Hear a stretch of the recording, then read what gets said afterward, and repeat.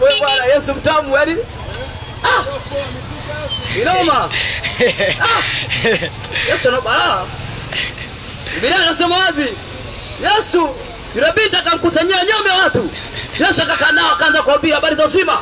Akamwambia Bwana, sasa mnatakiwa mtubu na muache dhambi. Sasa unajua nini mkosa Kariakoo?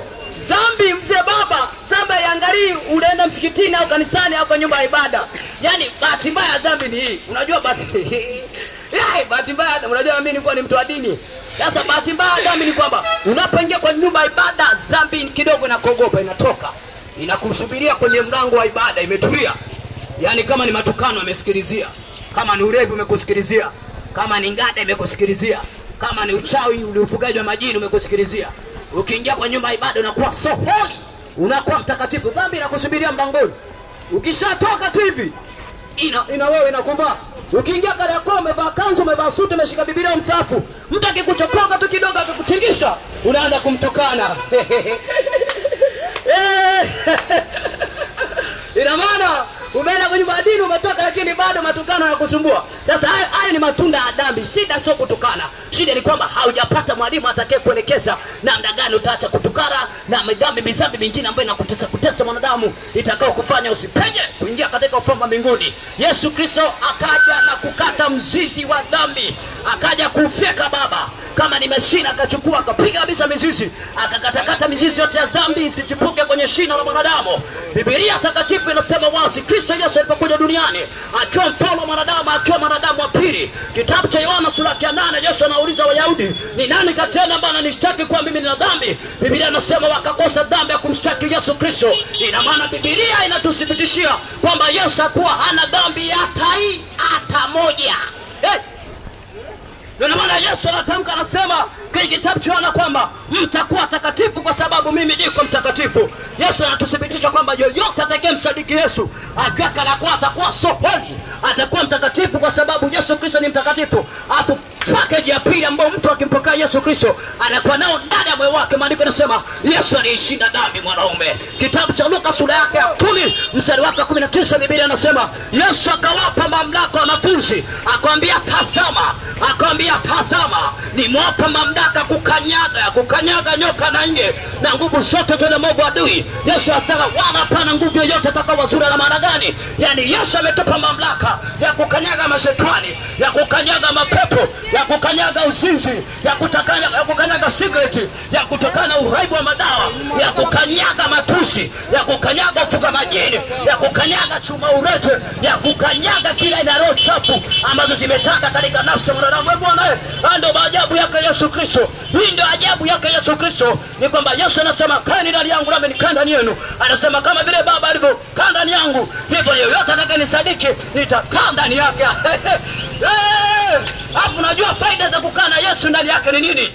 Faida ya kwanza, mnaponiona hapa kijana na rukaruka, hapa nina uhakika. Yaani mimi sipi kama mfamaji unatapatapa. Unaboa unashinda ushike wapi?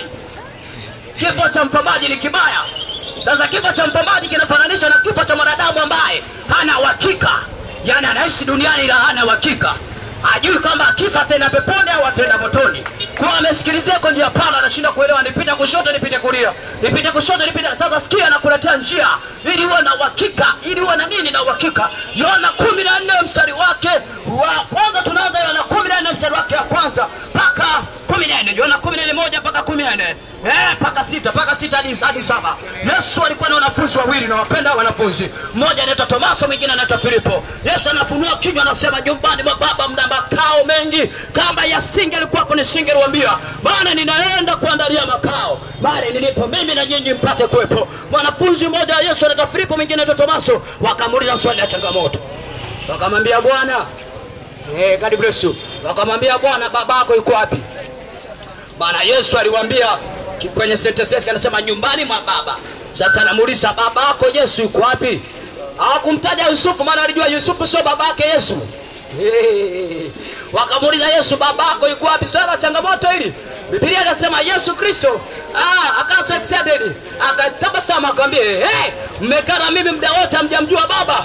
Akamwambia sasa sikieni, anionaye mimi amemwona Baba, amsadikie mimi amemsadiki Baba. Yesu pana maana hii. Wayahudi Baba inamaanisha Mungu kwa Kiebrania.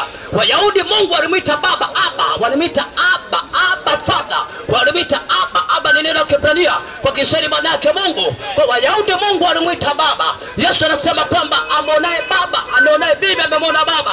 Akiwa na maana hii, yani amonaye Yesu Kristo amemwona Mungu, amsadikia Yesu Kristo amemsadiki Mungu. Yesu anafunulia macho, anaambia kwenye Yohana 10:30, anasema kwa sababu mimi na Baba tuna umoja, tuna umoja. Nitembeapo mimi Baba yuko ndani yangu, ninenapo mimi Baba ananena, nisamehepo dhambi Baba anasamehe, niokoapo Baba anasamehe, niponyapo Baba anaponya. Na maana tunamwona Yesu anatenda kazi ile ambayo Mungu aliitenda zamani. Kazi ya kwanza ambayo Mungu aliitenda, first of all, ni msamaha wa dhambi. Mungu pekee ndiye alikuwa na access ya mwanadamu kusamehe dhambi. Lakini tunamwona Yesu alipokuja, kazi ya kwanza ya Mungu ambayo alikuwa anatenda, tunamwona na Yesu anaitenda kazi ya kwanza ni kusamehe dhambi.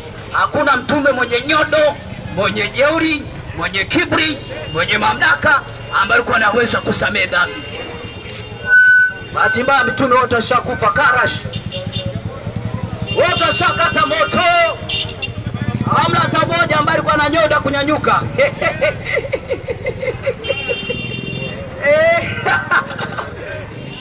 Urumbi bila habari. Sasa sisi hatuwezi kuhubiri habari ya mtu ambaye kufufuka.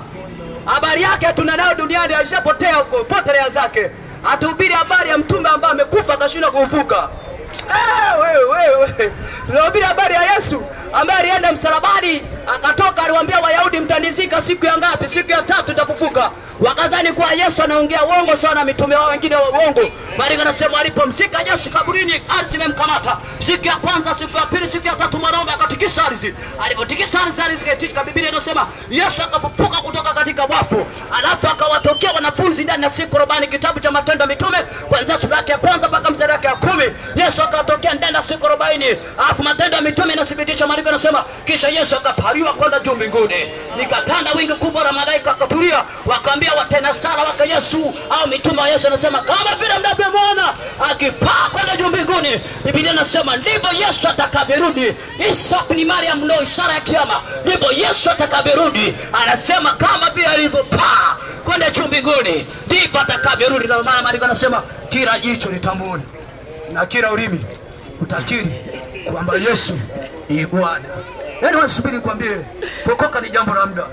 Nimeonyoka ni unaondoka, ni kwani nimeokoka. Nilikuwa mvuta bangi mmoja ambaye anaishi maskani hapo Mchikichini. Mimi nakulia Mchikichini. Oni mtoto wa mjini hapa. Muone. Maskani yangu ilikuwa Mchikichini, ndio nimekulia hapa. Cheza sana kwa Manyosa, ile ba Manyosa sijui kama ingo ananifahamu, ambaye iko Goma pale. Nyuma ya soko la Karume. Kunya mibia sana huko. Brazo unajua nini? Upo unajua baba Manyosa. Bana nilikuwa na jina. Sasa najua maisha ya dhambi mzee. Hapa si mangibagi, na ubiri kitu chenye hakika. Na ubiri mtu ambaye nitoa kwenye uraibu wa madawa na cigarette. We sio mchezo kuacha vitu kama hivyo ndugu yangu. Inahitaji nguvu ya kiungu ndani ya maisha yako. Let me tell something neighbor. Hii ndio habari ya nguvu yake Mungu ambaye tunahubiri mitaka yako. Yeye maandiko yanasema kwenye 8:32, wana nao wataifahamu kweli, nao kweli itaweka huru. Nao wataifahamu kweli, nao kweli itaweka. Hii kweli ambayo Yesu ameleta ni kwamba watu wakacha kale yako wamfahamu Yesu Kristo, kwamba Yesu anaye mamlaka ya kusamehe dhambi na kusahau makosa ya wanadamu. Alafu sasa bahati mbaya ni kwamba maneno ya Mungu ni sawa kama upuzi kwenye masikio ya wanadamu. Unajua hapa nikileta wadada nao saura nguo mtaja. Saura dela we dada wakone jinsi. Wakikaa hapa watu watatazama ujinga na upumbavu. Yes. Lakini ala Mungu na mtu hapa atapita atasema huyo dogo janja vipi, anaropoka tu hapa. Dogo janja unapomoja maliza uchape hapa. Kazi ya kufanya. Kwa sababu neno la Mungu bwana si wote watakuwa nikubali. Ndio baba. Tunapoleta habari njema, Yesu ni kwa sababu ana mamlaka kusamehe dhambi katika maisha ya mwanadamu. Ni yeye pekee yake aliyeshinda kifo na mauti, na akafufuka siku ya ngapi? Ya 3. Rafiki zangu, Watanzania wenzangu na watu wa mataifa ambao mnanisikiliza, na kama Yesu asingenitokea mimi nisingesimama hapa. Mimi ni kijana mdogo sana, sina maneno ya kuwapa nyie. Lakini Yesu aliponitoa baba, lazima nihubiri habari njema. Niwaambie watu kuna msamaha gani kwa njia ya Yesu. Niwaambie watu Yesu anasamehe na kuondoa kila aina addicted yoyote. Nikakutana na mwanangu mmoja anaitwa Sparky wakati amesumbuliwa na madawa kule joka addicted. Ameenda soba imedunda, akaenda Methadone kanye imekimbia. Methadone imedunda, akaenda soba akatoroka. Anaitwa Sparky nayo wa Zambia amekuja TC kutafuta maisha. Akaingia kwenye group la matendo mabaya, akaingia na vijana wachafu, wakaribu maisha yake, akaingia kwa vibe za madawa kulevya. Karibika mwanangu yule alikuwa mchike chini. Wakati bado sijaokoka alikuwa rafiki yangu sana. Sasa hiyo siku nimetoka zangu chachi nini nimepiga bring kuna suti moja hatari. Unajua hata ukiokoka kasuti naanza kufikiria. Wewe, nazo usipokoka suti utafikiria wapi? Yes. Bado utakuwa una muda wote uko busy na kazi kali yako. Kali yako wewe unavaa suti. Utavaa nguo za kawaida kwa ajili ya kuchafuka. Au unapata muda kukaa kiheshima.